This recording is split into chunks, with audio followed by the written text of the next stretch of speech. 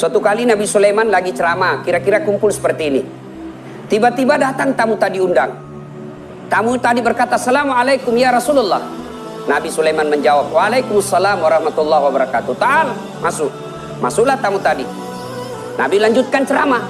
Tiba-tiba tamu tadi berkata, "Ya Rasulullah, ada pekerjaan saya penting, tidak bisa ditunda dan tidak bisa saya majukan. Mohon izin pamit dulu." Nabi katakan, "Silahkan."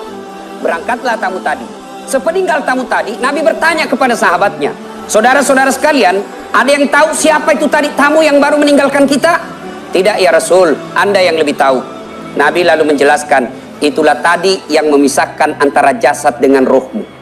Itulah tadi malaikat pencabut nyawa yang setiap kali datang pasti ada yang ingin diambil dan tidak kembali sebelum diambil yang diinginkan." "Begitu ya Rasul?" "Iya." Tiba-tiba dari belakang ada anak muda diangkat tangannya. "Ya Rasulullah, itu malaikat pencabut nyawa." "Iya." "Tidak kembali sebelum diambil yang diinginkan." "Betul." Ini anak muda langsung berkata, "Mati saya."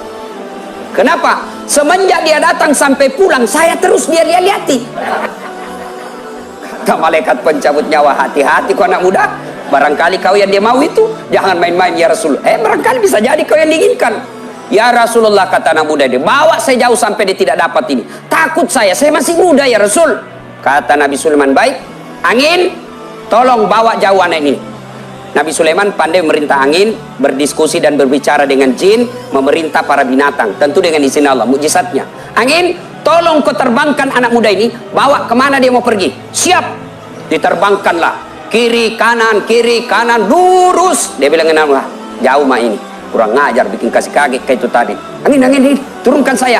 Pan turun, baru satu langkah diinjakkan kakinya di tanah, ketemu itu tadi tamu. "Dari mana kau?" "Dari tadi saya tunggui kau di sini." "Kenapa saya tinggalkan tadi itu majelis?" "Karena Allah takdirkan kau harus mati di sini, maka saya tunggu kau di sini." Akhirnya meninggal di tempat itu. Dia hindari kematian, justru takdirnya dia datangi. Bisa dibaca dalam kitab Durratun Nasihin, peringatan bagi mereka yang lupa, atau juga dalam kitab Tanbihul Ghafilin. Ini ada diceritakan ini. Kisah ini menjelaskan kebenaran firman Allah yang kita dengar tadi, "Kullu nafsin sa'ikatil maut." Tungke maki nyawai pasti mati. Semua yang hidup pasti mati. Orang kaya mati, orang miskin mati, tentara, polisi, jenderal. Ini contohnya malam ini. Ustadz di belakang sedikit.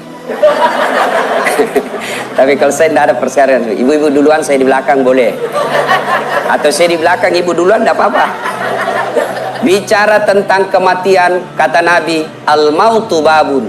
Mati adalah pintu yang setiap kita pasti melewatinya. Maka Nabi jelaskan, cukup dengan mengingat kematian, kalian bisa beriman kepada Allah. Maka saya heran kalau ada orang diceritakan kematian belum lagi beriman. Saya kalau lihat orang-orang jahat di televisi, Pak, yang nipu kiri kanan, korupsi kiri kanan, saya bilang, biar nih lolos kok di pengadilan dunia, ndak lolos kok di akhirat, bos. Mau kok kemana? Kau bisa mainkan hukum di dunia, tapi demi Allah kau tidak bisa mainkan hukum di akhirat. Berapa umurmu? Berapa umurmu? Pasti kau akan hadapi kematian. Ketika kita cerita kematian, biasa anak mahasiswa saya tanya, "Ustadz, itu kalau orang meninggal sudah langsung sampai ke akhirat, sudah ada misinya surga atau neraka?" Belum.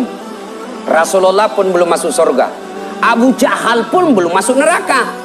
Untuk sampai ke akhirat itu ada tangga-tangga yang harus kita lewati.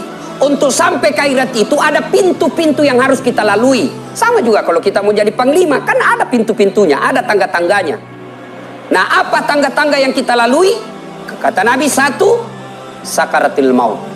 Saya kadang-kala melihat orang sakaratil maut macam-macam. Dan Nabi informasikan, orang yang menghadapi sakaratil maut itu haus. Begitu hausnya, kata Nabi, biar kok kasih air seluruh yang ada di lautan tidak akan mampu mengobati rasa hausnya. Coba lihat orang sakaratil maut. Gerak itu tenggorokannya karena haus. Dan pada saat haus itu, iblis yakin, ini terakhir saya goda si Das'at.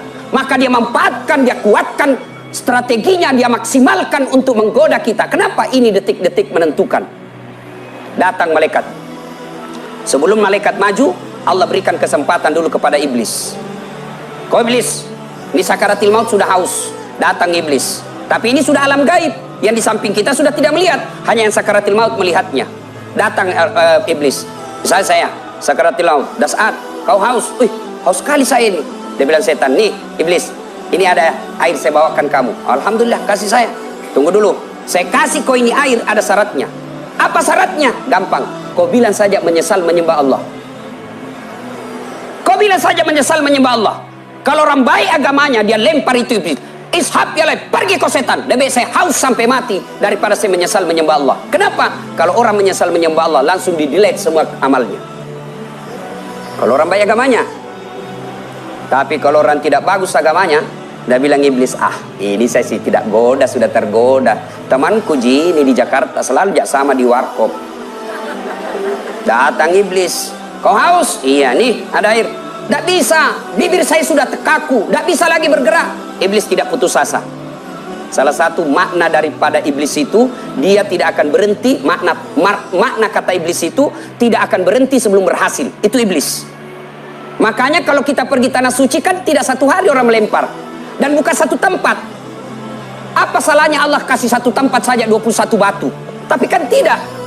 Jumrah Akabah, Jumrah Ula, Jumrah Usta, melempar setan besar, setan kenjai hanya ke tengah. 3 kali 1 hari dan 3 hari berturut-turut. Maknanya iblis tidak akan berhenti hanya 1 kali godaan. Dia datang goda. Tidak bisa bibirku bergerak, kaku. Dia bilang iblis, tidak usah cemas bos. Kalau begitu, matamu saja kasih goyang. Kau kedipkan saja matamu. Saya bilang kau menyesal menyembah Allah, kedipkan matamu. Tidak bisa, mata saya sudah kaku. Saya sakaratil maut, mata saya tidak bisa bergerak. Iblis tidak putus asa. Dia ambil jalan paling terakhir. Dia bilang kalau begitu, iakan saja dalam hati. Dalam hati saja aku bilang, iya. Karena dia orang tidak baik agamanya. Lalu dia bilang, iya, saya menyesal menyembah Allah. Begitu dia bilang, saya menyesal menyembah Allah, datang malaikat maut. Dia jemput rohnya, mati dia orang kafir. Kenapa? Karena dia menyesal menyembah Allah selama hidupnya. Itulah Nabi mengajarkan kita doa. Ini ibu-ibu yang sudah usia-usia 60 tahun ke atas, yang sudah muka-muka sakaratil maut. Ayo, doa, tidak usah minta lagi. Ya Allah berikan saya ruko, ya Allah berikan saya mercy, ya Allah berikan saya kekayaan. Tidak usah. Yang paling bagus kita hafal doa usia-usia senja. Taubatan qablal maut, wa rahmatan indal maut, wa maghfiratan ba'dal maut. Allahumma hawwin alaina fi sakaratil maut.